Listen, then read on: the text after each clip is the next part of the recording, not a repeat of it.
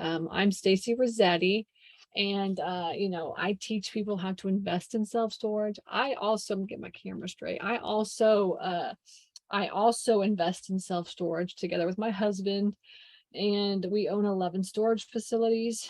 For all of you that don't know us, in the Georgia, Florida area, we have one under contract right now. Actually, we have two under, actually, that's not true. We have two under contract right now. And so we're looking for money for those, and that's kind of the goal now. Once you get into commercial investing, you really just kind of realize that it's all about raising money. It's management and raising money. Everybody's always asking, how do you find them? How do you find these things? But the truth is you got to learn how to raise money, because commercial real estate investing is expensive. It is, right? Unless you want to stay in the little tiny facilities. And there's nothing wrong with that as well too, and a lot of our facilities are smaller. We started out with some smaller facilities, but we own to the big boys now, right? So we're moving on up. Actually, not that big, but we're like $1 million, $2 million properties now. And it's not super big, but they're big for us, right? And so kind of that's where we're at. So you can keep following us. I'm here every single Monday night. I keep forgetting to say that, but I'm here every Monday night. I teach every Monday night to anybody that wants to listen to me. And then right after this, I pitch my fund, which is called the Self-Storage Fund of America. So for all of you that are listening now, if you want to just do passive investing, right? If you're like, I don't really want to do all the work. A lot of people think they want to do the work, and then they start getting into it, and then they realize they don't want to do the work. Because it is work to get out there, talk to owners, look for facilities, learn how to run deal analysis, figure out if it's a good deal and stuff. I mean, that's a good first step. And a lot of people get into it and then they realize they don't want to do all the work.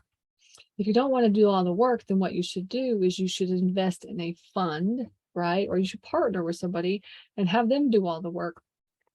And so we have a fund. It's called the Self-Storage Fund of America, for anybody that's interested in getting started in self-storage, but just don't really want to, own, or they don't want to actually take the time to learn how to do all this. Passive investing is the way. I'm telling you, over the next couple of years, passive investing is going to be one of the best ways to make money in real estate investing. And when I say passive investing, I'm not talking about owning it and having like passive income. I'm talking about like true passive investing. True passive investing is when you hand your money off to somebody else and you let them work your money for you. And the truth is over the last 10 years that I've been doing this, I have made my investors millions and millions of dollars. And so we are asset managers. We have become asset managers, and then a lot of people kind of rely on us to make money for them, and which is the role that actually we're meant to be in. I mean, this is what me and my husband do best, and we're just continually growing that. So today, I wanted to talk about a couple of deals that my students brought to me. If you don't know, I own Storage Nerds. Storage Nerds is a coaching program where we teach people how to invest in self-storage. My husband helps, and then I teach, and we coach. We hold your hand, we guide you, kind of like show you what you should do. And we opened the doors in May, which is really exciting. We had a whole bunch of people come in, and then we closed the doors. So we only opened the doors for 2 weeks. And so now all those students are out like calling and talking to owners and looking for facilities to purchase. And the good thing is that there's a lot of people in the group, a lot of students that are finding deals. And two of them actually we went over today in my coaching calls. So I do one-on-one coaching calls every Monday with all my students, and I get to hear what they're doing. It's like one of my favorite times. I can hear what everybody's doing, hold them accountable. And so we had two different students bring a couple of deals to the table. One of them is a female. I don't know if she's on here. I don't think she's on here. She's working. She's not on here. But she does not have a lot of money at all. She's coming up with money for the coaching program, and then her idea is that she wants to wholesale a couple of deals, and then after she wholesales a couple of deals, then she should have some money to go out and find her own property. So that's kind of what she's working on. When you are a wholesaler, essentially what you're doing is you're calling and talking to owners, and you're the one that's doing all the work. Really, you're the one that's trying to get the owner all the information from the owner and running the deal analysis. So she just essentially, like, in the last 2 weeks, she started calling owners, and she lives in the Texas area, and she started calling owners, and she found like a good handful of them that wanted to sell. And and that's really, people just don't realize that if you just call and talk to owners, you'll find some that want to sell. It's a numbers game, obviously. If you're calling in primary markets and maybe even secondary markets, it might be a little bit different than in tertiary markets. But anyway, she called and she started talking to these owners, and so she does have a deal that she brought me, and we ran deal analysis on it. So I was going to kind of show you that one. And then also we have another student that brought me a deal, and he basically got it from a wholesaler. And so basically he brought me the deal. He was like, is this a good deal? I mean, that's what he's asking. He's like, is this a good deal? So we ran the numbers and kind of went through the whole process of how we figure out if it's a good deal. So today I thought what we would do is we would just ask the question, how do I know if it's a good deal? And then I'll help you to answer that and go through with that. Okay, so let's get started. And I'm going to go over what one of the students brought to me. The first one is, let me find it. Yeah. And let me share my screen. How do I get to Zoom and then share my screen? You would think that I know this by now, but no. Okay. All right. So this is it. So this is what he brought me. It was it's a smaller facility. We don't have the location, so I'm not going to go over where it was. But what I want to just show you is kind of like, this is what the wholesaler gave him. Now, do I like this? Not really, but okay. I mean, it's a good start. As a wholesaler, all my students know how to put together the most amazing, awesome wholesaling package in the world. But essentially, this wholesaler gave him, this is what he gave him. Okay, so as you can see here, there is 16 5x10s that they get $45 for. It's 700, and they make $720 a month off of that. 23 units that are 10x10. At $60, they make $13.80 a month, and 9 units that are 10x20s that are $90 each, and they make $810 a month. Okay. So the total revenue is about $2,900, $2,910. The annual is $34,920. Okay. And then this is the list of the expenses that the owner has. Now, the list of expenses that the owner has is probably not going to be the expenses that you have. So everybody always says, like, knowing what their expenses are is important. And it's, for the truth of the matter is really what you need to know is your expenses, not their expenses. Okay. And we'll get into that in just a minute, but they're spending $1,008 on the web, right? Which I'm guessing is probably the software that they're using. And I'm not sure if they have a website or not, but I'm guessing that there's no website included into this price, right? This is probably just the back office like software is that they're using. And then the utilities is $1,320. So if you divide that by 2, I mean, essentially it's like, $100 a month. I mean, that's like typical price for utilities. If there's electric at a small facility, it's going to be about $50 to $100 a month. Insurance is $924.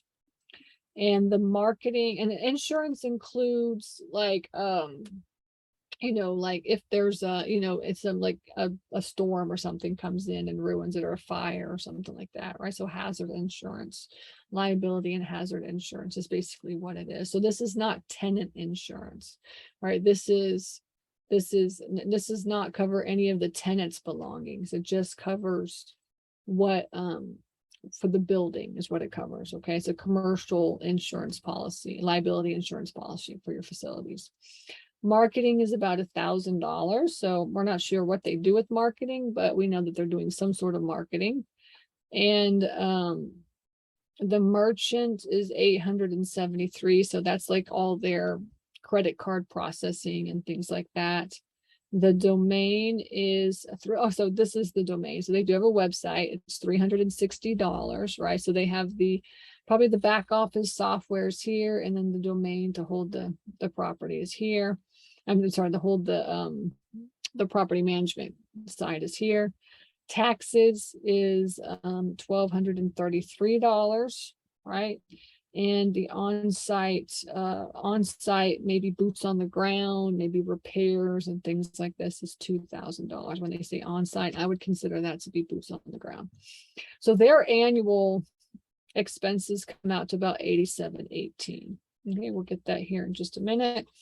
And then, as you can see, this is what they're saying that the competition could do, right? So 16 5x10s is $65, and they have $45, right? 23 10x10s is $85, and they're doing $60. And 9 10x20s is $125, and they're only doing $90 right now. So they should be making over $4,000, $4,120 a month. And they're really only making $29.10. So they should be making $49.40, so $49,440, so almost $50,000, minus their 7% vacancy, right? Very important to know what the vacancy is. So they've minused out the vacancy here. And then they've also minused out the expenses. So the NOI is $37,261. All right. So that's the NOI this is what the wholesaler gave the student. And his question is, so now we got this. Great. Awesome. Looking at all these numbers, how do we know if it's a good deal? Right? Anybody else thinking this? How do you know if it's a good deal? Well, in order to know if it's a good deal, you have to be able to run commercial deal analysis, right? However that you run commercial deal analysis is up to you, right? I mean, what you need is you need some sort of like a deal analyzer. You need something that you can use to run commercial deal analysis. I'm going to use my spreadsheet because this is what I use internally, but you can go into the web and you can go search all different kinds of commercial deal analyzers. You can, buy them. You can get them from somewhere else if you want to as well too. All my students have access to our deal analyzer. So if you become a student, you have access to the one that I'm going to go over, but you can also find stuff online as well too. A really good company and a really good friend, his name is Joe James. He created a deal analyzer called ROI Muse. Maybe Ariel, and if you have time, if you can find that, you can put our link into the chat so everybody can have access to that. But ROI Muse is an online deal analyzer for commercial deal analyzer. And really it's just Joe's deal analyzer that he lets everybody use. And he does apartment buildings, but the truth is like commercial deal analysis is commercial deal analysis. Maybe it's a little bit different here and there. They say doors, we say square footage, but it's typically kind of the same stuff. Now, what we're going to do now is we're going to use my deal analyzer. We're going to run the numbers. Let's take a look at it. Let's see how this deal is. Okay. All right. So let me pull up my deal analyzer here. Okay. And let's see. I gotta figure out how to share my screen again. Let's see here. Wonder if this is the right one. Yeah. Okay, so here's our deal analyzer. This is kind of what it looks like. I'm going to take the, oops, I stopped screen share. Take the information that we got on this pro forma, and I'm going to put it into this deal analyzer. The way that our deal analyzer works is any place that's in yellow is an input, right? And we've called that the info sheet. And this is where you'll input all the information so that it will spit out an analysis for you. Every single one of these tabs across the bottom of the deal analyzer is super duper duper important. All right. You can't just fill out this one, look at it, and call it a deal or whatever, right? So we'll go through these and I'll kind of show you what is there and show you kind of how I know if it's a good deal or not. Okay. And what we do, what we use. So let me pull my sheet up again one more time. Okay. So we have, let's go in here and let's do this. So we have 16 plus 23 plus 9 is what? I have no idea. Who can tell me this? 16 plus 23 plus 9 is, my brain's not working either, so I have to pull up a calculator. 16 plus 23 plus 9 equals 48. Okay. So we have 48 units. All right. So this is kind of a small facility, right? But it's like, honestly, the truth is like most likely if you're listening to me, you're okay with buying a small facility because this is what I do. I buy small facilities, right? Okay. So let's do 48. And then now we need to figure out the total square footage. And then we have to figure out the annual income. All right, so annual income is, let's pull this sheet up again. 34,920 is what it is. 34,920. So let's do 34,920 here. Annual income. Square footage we'll figure out in just a minute. And then remember what the vacancy was. If anybody can remember, they said 7%. Okay. And then they gave us their expenses here. So the expenses were, let's see, property taxes, utilities, and insurance. Utilities is 1320 and insurance was 924. So 1320 and 924. Now with property taxes, essentially the way it works for me is I pretty much just double what they tell me, because the truth is that they're probably paying property taxes on like a lower price, right? And so property taxes, you don't want to put what they're paying for property taxes when you fill out your sheet. You want to be putting what you're going to be paying based on the price that you're going to be paying. Now, we haven't gotten into the purchase price, but essentially, typically what I do is I double. Now, there's like a whole calculation that you could go in and really fill out. Like, you could figure out what the property taxes are going to be. But I typically find that if I just double them, then most of the time, now this is in smaller facilities and this is good secondary size facilities. When you get into primary market, it could be a whole different ball game, right? But essentially secondary and tertiary markets, you could do this. Taxes are $1,233. So what's $1,233? So that's $2,400. So I'm just gonna put $2,400 right here, okay? CapEx is like if you need to do any repairs, fix it up, anything on the front end, that's where you'd put CapEx. Or if if you have some sort of initial clean out, if you're going to be putting any type of like, if you're going to paint it or put a fence up right in the beginning, right? How much money do you need, right? We're going to assume that this does not have any CapEx for this facility, right? It's just a small facility, ready to be bought, ready to go, okay? The one thing that we don't have here is the total square footage. So we need to figure out what the total square footage is. And we do that on the unit mix sheet. Now, if you go to like ROI Muse and you get an online, like if you get an online deal analyzer, if you use, a different kind of deal analyzer, you're always going to have to fill out unit mix. Okay. You're always going to have to fill out unit mix. So, just get into the habit of filling this out. I mean, essentially, if you want to buy storage facilities, you have to start getting your brain to think in terms of square footage. Okay, so let's look at the square footage and see what it is. And another thing too, and the reason that why we do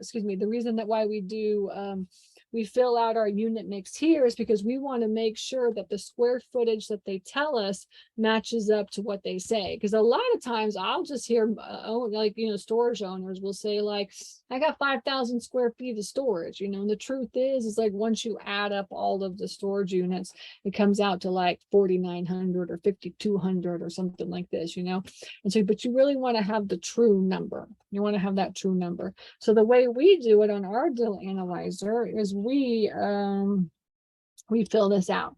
So we have a 16 5x10s that are $45, right? So we just do a 5x10, and we do that is 50 square feet, and we do 16 of those, and it spits out 800 square feet, and we just put $45 right into there. Okay, and let me see what else. Going back to my sheet here, we have 23 10x10s. And a 10x10 is 100 square feet, right? Yeah. Okay. And then 23, and then it was like $65. It's $65, I think, or $60. Okay, $60 right here. This row right here, it says current. This is like your as is price, right? This is like exactly what they're charging right now. And then finally, we have 9 20x10s that are $90. We have a 10x20. And that's 200 square feet. And we've got 9 of those. And they're, what was it? What did I say? $90? $90. Okay. All right. Now, so on this unit mix sheet, essentially, this is like current is like, this is how much we should be making, 29.10, right? If we were 100% full, we'd be making 29.10. Okay. And I remember on the sheet, he said that he basically took the vacancy away is what he did. Now you could also, if we actually knew, like this is where we come in and we say, what does he actually have full, right? He's 7% vacant. So which one of these is not full, right? And you could put like the actual current number here. But this is if he was full. So this is basically it. So 29.10. And then this is where potential is where we put competition. So competition is super, super important in like the storage world. You have to know what the competitors are charging so that you know whether or not you're, what you can bring that price up to. So he had that on the sheet as well too. He had 65, 85, and $125. All right. So this is what he said. Now, do I trust this number? No, I don't trust this number at all. All right. So this is what he's saying that we could be at, right? So we should be at 84 cents a square foot, and we're at 59 cents a square foot. You see how it kind of brought that to here. 59 cents a square foot, and we should be at 84 cents. So we should be, and right now we're making 29.10, and he's saying, or she's saying, I don't know who the wholesaler is saying that we should be making $4,120. Okay. And also here, remember the reason we put all this in is because we needed to know what the square footage is. So the square footage is 4,900 square feet. Okay, so this unit mix sheet is a very, very important sheet to be looking at when you're looking at your deal and running deal analysis. Okay, so let's go back to the info sheet and let's change this number to 4,900. Okay, so now these numbers are looking good. The only thing we haven't changed is the market cap rate, and then we haven't put the price in here yet. Okay. The market cap rate, what could the cap rate be? Honestly, what could the cap rate be? I mean, honestly, the truth is that cap rates are all over the place right now. I mean, you see in tertiary markets, caps, things selling for 4, 5, and 6 caps. And you see secondary markets, things going for a 7 or an 8 cap. And it's just like, it's a whole bunch of like BS, Cap rate, really, the truth is cap rate is just what you as the person buying is willing to buy it at, really. So what are you really willing to buy it at? And it just really depends on the location, really. It depends on, a lot of factors. Cap rate depends on a lot of factors, but one of them is the One of them is like where the location, the market is. So if it's a tertiary market, typically you're purchasing, you're buying at a like an 8 or 9 cap, or and if you're in a secondary market, it's like a 6 or a 7 cap, and if you're in a primary market, you're like in a 4 or a 5 cap right now. Okay, now is that going to cool? Yeah, that's going to cool down.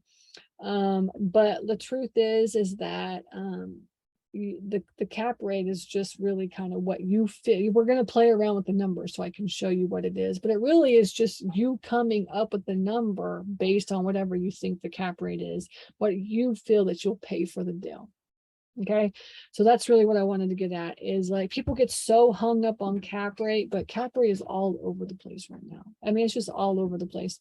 So the what you really should do, honestly, is instead of worrying about what the cap rate is you should put an offer in. That's really what you should do. Like, you should just put an offer in and then like see what they say. And they could just be like, the owner could be like, this is like the worst price ever. I would never take this offer, right? So then you know that you need to lower the cap rate, really. And then the question is, well, do I really want to pay that much money? And that's it. So don't get so hung up on the cap rate. A lot of people think that the cap rate is so important, but the truth of the matter is that what you pay, what you're willing to pay, what your gut is saying, about the deal is kind of where you should be at. Okay. It's kind of hard to explain, but I'll show you in the deal analyzer. Okay. Let's see now. Okay, so actually this property, I can't even remember where this property is, honestly. I'm thinking that this property was in Texas, but I'm not 100% sure where it was, but it doesn't really matter where it was at. Okay.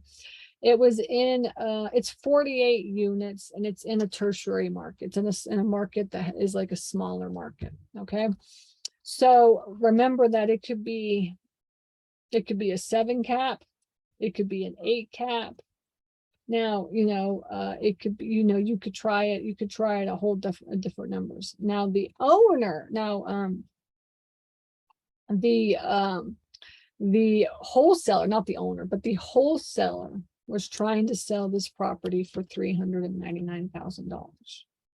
Okay. So we, at this point, like for this type of a deal, we know what the purchase price is. Okay. A lot of times you don't know, so you have to play around with the purchase price. But we know that this is what the wholesaler wanted. Okay. And we know that this property was in a tertiary market, and tertiary markets are typically going for 7 or 8 caps right now, but maybe a 9 cap. I mean, maybe a 6 cap, right? Depending on what we want to pay. Now he wants $399,000. Okay, that's what the wholesaler wants. Okay, what he has under contract, we don't know, but we know that he wants $399,000. The question is this little section right here. Okay, it's the average rent per square foot on the after updates. And what I mean by that is, what is the competition charging? What is the competition charging, so that we know what we can be getting, right?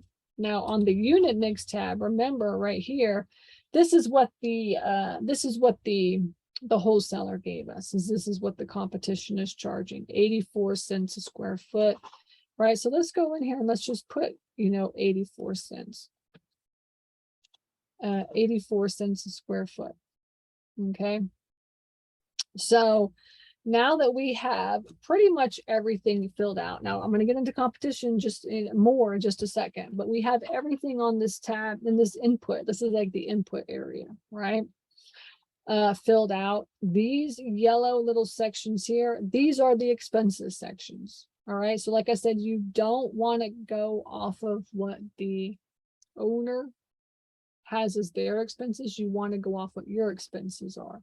Okay, so here for our expenses, we have property maintenance, which is basically boots on the ground. So remember that the deal was on the pro forma, he had on site, he had $2,000. We're guesstimating that this property probably takes about $6,000 to maintain with the boots on the ground person and all the repairs and everything. Now, that's based on our formula that we use internally, which is this formula equals 0.015 times C6, right? C6 is this purchase price. Okay, so you can't go like, let's just say that, the owner's the owner's price was 150 grand or 180 grand or whatever it is, right? This number right here, this formula would be totally different. So for him to manage $180,000 facility is a completely different number than us managing a $400,000 facility. Okay, so you just have to keep that in mind. And when you're running numbers, your expenses are more important than the owner's expenses. Okay, and also you see here we have the staffing. All right, and this is really like, our phone people, the phone person that answers the phone, does all the auctions and stuff like that, right? And so for a 48 unit, if you were only going to buy a 48 unit, and that was all that you had, then, you might be handling this yourself. So this number may not be, what you have, what your expenses are. Maybe cheaper if you're handling it yourself, right? If you're the boots on the ground person, you're handling it all yourself, then this is going to be cheaper, right? Obviously, right? You should have some number in here. A lot of my students will come in, they'll just take the whole thing out. But the truth is that you've got to have money for property maintenance. You've got to have money for staff. This is paying yourself, so you want to make sure you have these. For us, we multiply 400 times 12 and then 50 times 52, right? So essentially it's $400 a week for the phone person that we pay. And then also that's the office person that manages everything for us. And then on top of that, $50 for like our evening calls or overnight calls and stuff that people answer for, because we always have somebody answering the phone 7 days a week, 24 hours a day, 7 days a week. All right, because we don't want to miss any phone call at all. And then let's see, software is $3,600, which is $300 times 12. Okay, $300 times 12. So it's $300 a month. That's for Store Edge. They're typically around, like if you buy the website and the software, they're typically around $300 a month. Okay. Hang on, let me let my dog out. He's going to start whining.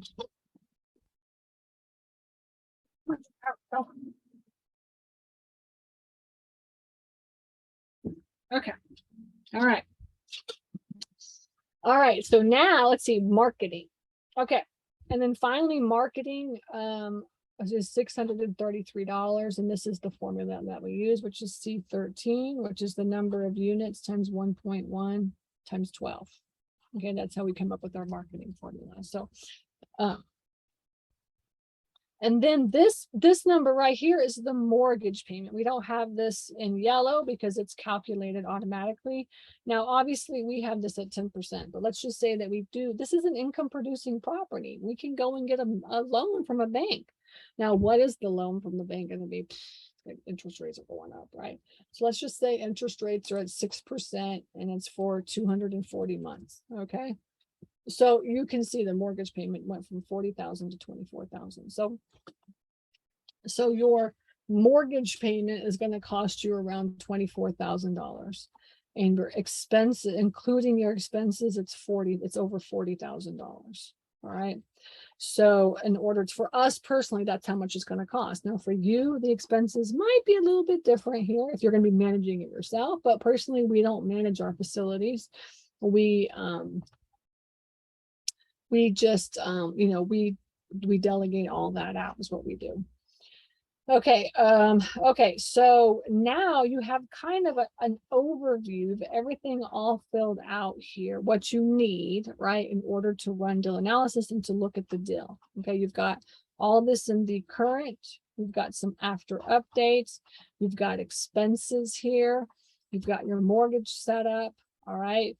Now the question is, what would you pay for this? right? What would you pay for this? Now it's only making $34,920 a month, right? But once you increase the rates, and this is one of those facilities where you would just buy the facility and then increase the rates, like within the first quarter, notify everybody.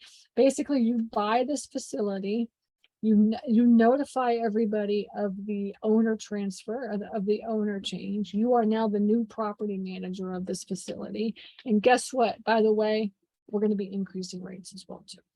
Okay, you've gone on too far, too long with cheap rates, and now we're going to increase the rates and we're going to bring it up to market value, right?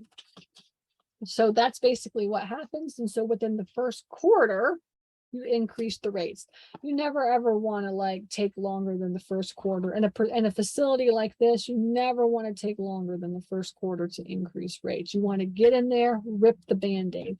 And the good thing is that like when you start looking at the 84 cents a square foot for the competition, the good thing is that you really need to be keeping track of the competition. We have like a whole internal system where we are keeping track of the competition. And in fact, in order for you to know whether or not it's a good deal, you have to look at every single competitor in the area. So that's why on this tab, on this sheet, we have a tab for competition. And this is where you go around and you find all the competition in the area, right? And you mark them down. So you're going to have like the name of the property, the phone number, website, email, the address of the property. And then sorry, oops, I scrolled over way too much here. Did they claim a Google? It's not Google. It's Google. A Google business. Did they claim their Google business listing?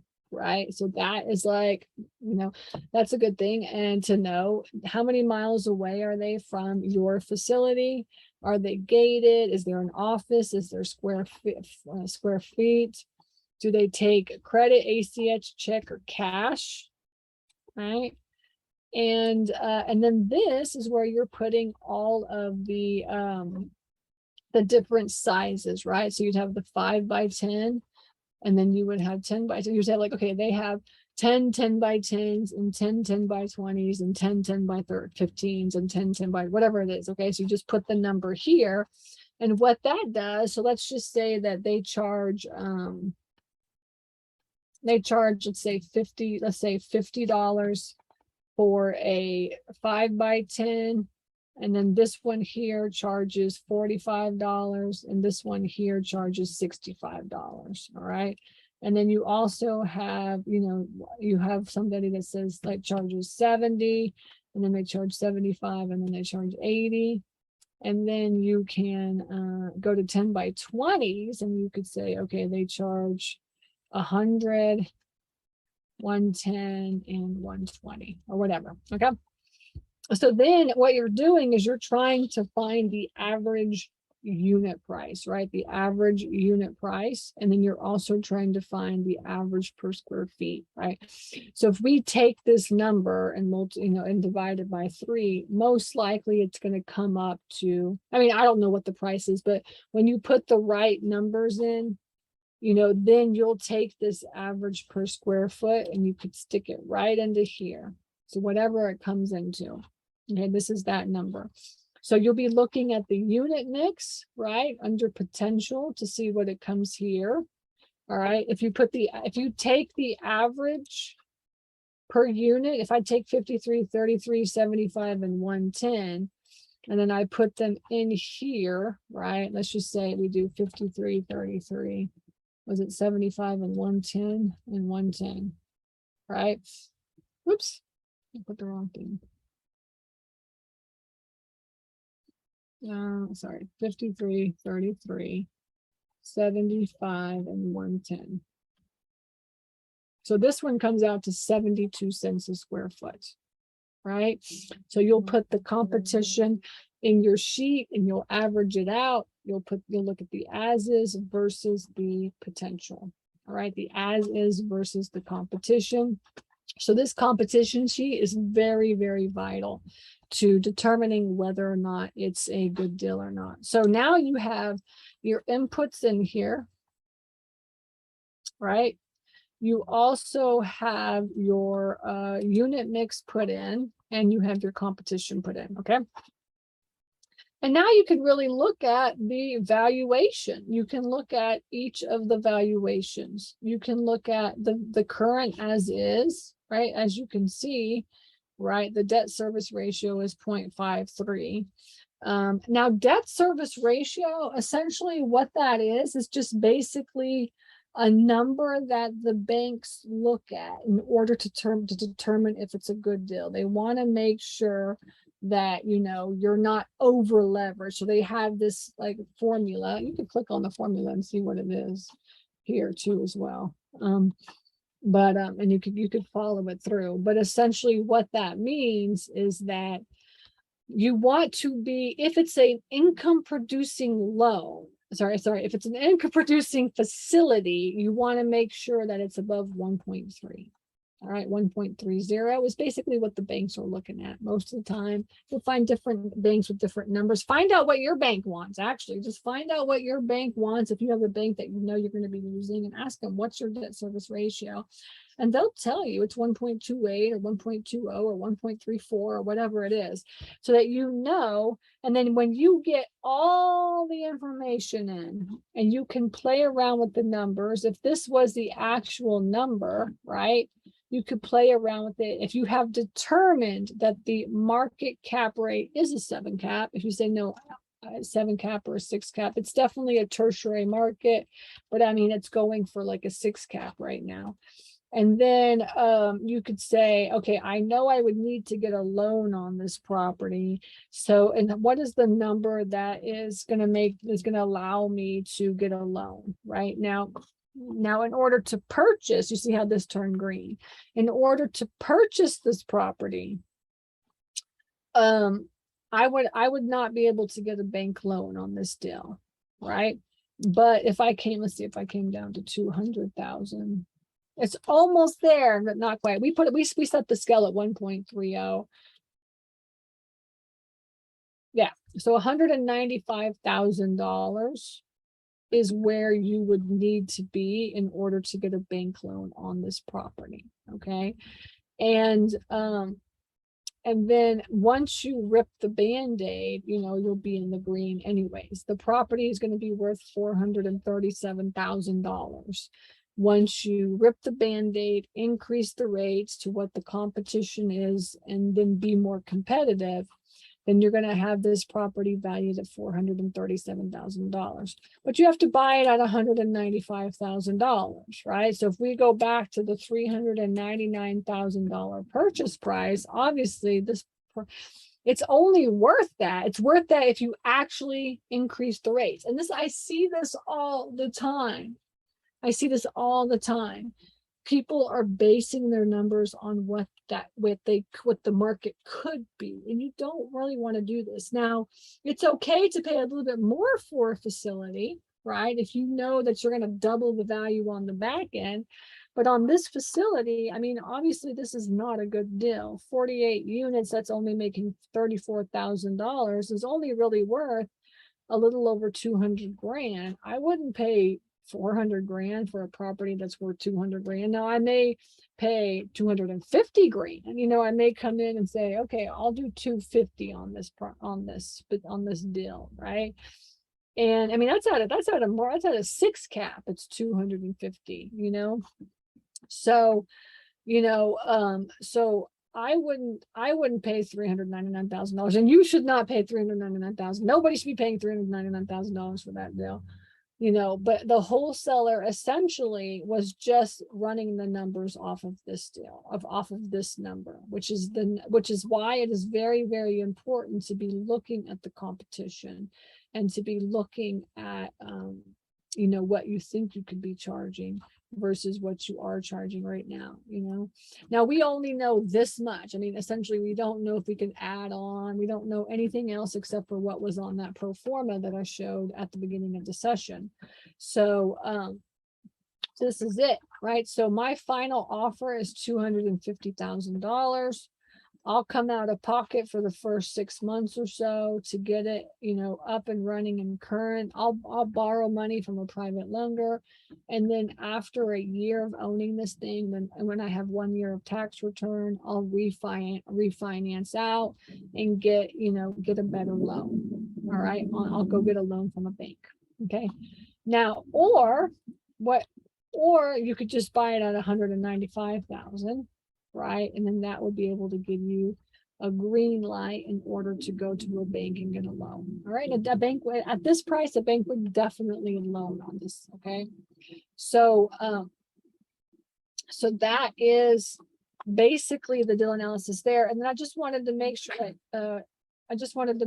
that you knew kind of how to look at the numbers, right? So this is the current numbers right now. This is based on it was based on what, $195,000, right? So the current valuation comes out to $261,000 with equity at $64,000 or $65,000, right? You have your gross potential rents at $37,548 minus your insurance and expenses and all this kind of stuff here, which makes your NOI, right, $15,717. Okay.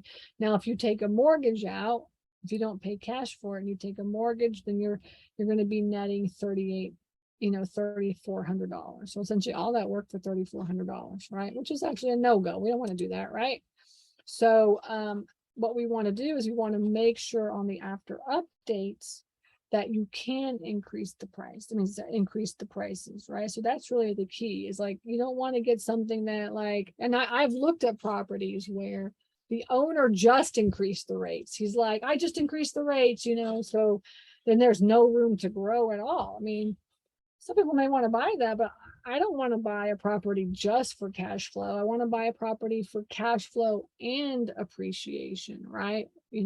So you want to make sure that you keep that in mind. But so let's just look at the after updates here. And it says essentially, the valuation is $437,000. You're going to have $240,000 in equity, right? And your NOI after your income and expenses is going to be $26,000, and after your mortgage, it's $14,000. You make a little bit over $1,000 a month on this deal.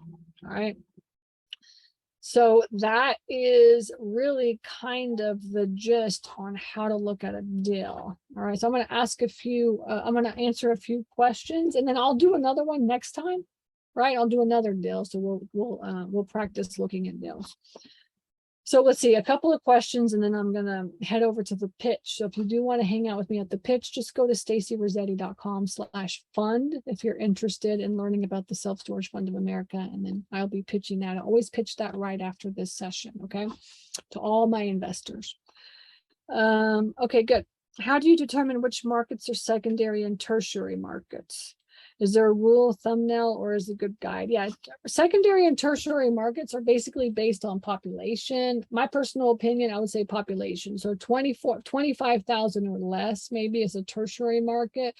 And then 25 to 100,000 would be like a secondary market, right? So for instance, I was talking to somebody today, I can't remember where they were, but they were saying some town in Tennessee that had 87,000 people.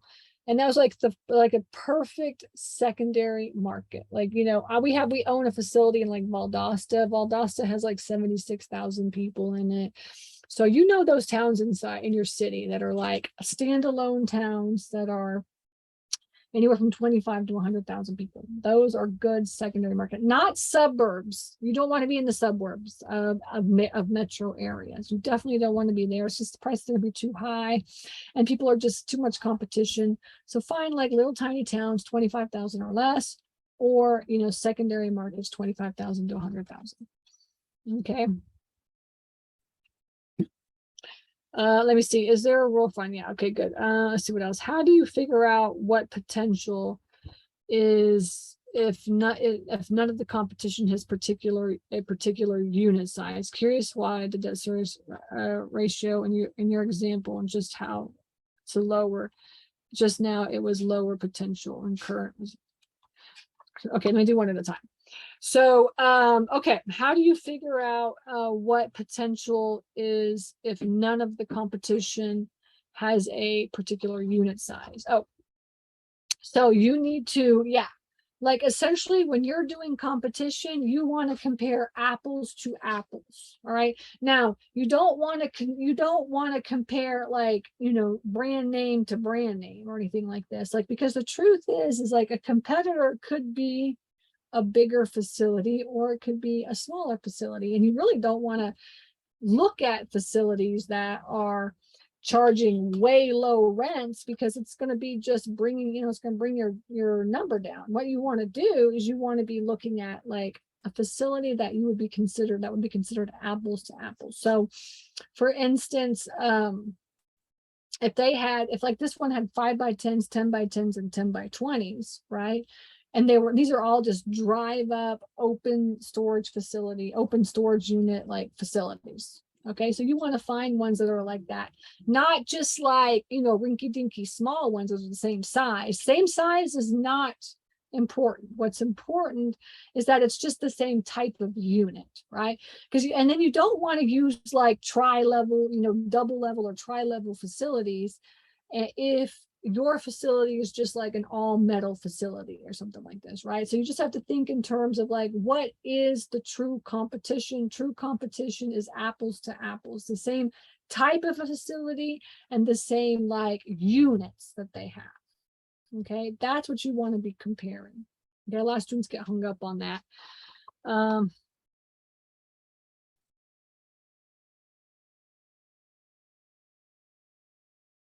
Oh yeah, and so then I think, because we were talking about, I didn't get into potential versus current, but potential is essentially taking it from, a 25% to full, right? Or 50% vacant to full, right? But sometimes it's already full, right? Sometimes it's at 7% or 6% vacancy. I typically like to run my numbers at 8% vacancy. This guy had 7. That's another thing, is that the wholesaler had 7% vacancy. Typically, you should be running your numbers at like 90 to 92% full. Okay, but he had 7%. We run our numbers at 8%, so that's why it was a little bit less than the current. Okay. We're looking at a facility that has a 10x35 and a 10x40 in addition to the common sizes, but none of the competition has those. Yeah, so then I don't even really use those numbers as competition. Like we try to figure out price per square foot based on what all the other units are doing. All right, so if you have, let's just say we have 5x10s, 10x10s, and 10x20s. And we came up with those 3 numbers, and then we had also a 10x35 or a 10x40. I would take the average price per square foot of that, and then I would multiply it by the one that we have, and then I would come up with that number and then try it. And then the thing is that you can always change the number, right? You can always change the number. Okay, typically obviously smaller units are higher price per square foot than the bigger units, right? So you just kind of have to gauge it a little bit and see what you can do. And then Ariel, are you there? I was going to see if you have the ROI Muse link. If not, then we'll post it out in the no, not our I was going to give you my affiliate. Actually, don't go to roimuse.com and get it. Use my affiliate link, because he gives 50% off the price. Okay, just so everybody knows. So we will definitely find that link. I'm not 100% sure where it is, but I'll find it and we'll post it out into the group, into the Facebook group.